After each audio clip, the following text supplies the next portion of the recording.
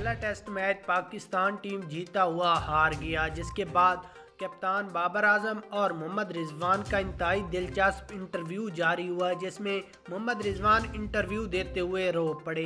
यहाँ पर आपको पहले बाबर आजम, उसके बाद मोहम्मद रिजवान और आखिर पर इंग्लैंड टीम के कप्तान का इंटरव्यू सुनाते हैं। लेकिन उससे पहले वीडियो को लाइक करें और कमेंट्स में बताइएगा क्या मोहम्मद रिजवान को इंटरव्यू में रोना चाहिए था या नहीं। उसके बाद बाबर आजम का कहना था कि ये जो हमें शिकस्त हुई है ये सिर्फ पिच ख़राब थी, जिसकी वजह से हम मैच हारे हैं, वरना हम जीता हुआ मैच थे।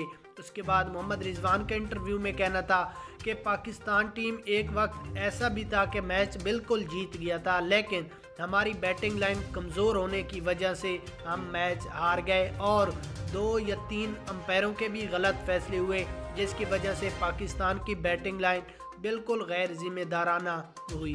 उसके बाद इंग्लैंड टीम के कप्तान का कहना था कि पाकिस्तान की छोटी टीम है, पाकिस्तान टीम हमसे कभी भी मुकाबला मत करे और ये भी सोचे भी ना कि इंग्लैंड से जीतना मुमकिन है, ये हो भी नहीं सकता। इंशाल्लाह हम जिस तरह पहला टेस्ट मैच जीते हैं, आगे वाले तमाम मैच जीतकर सीरीज़ अपने नाम करेंगे।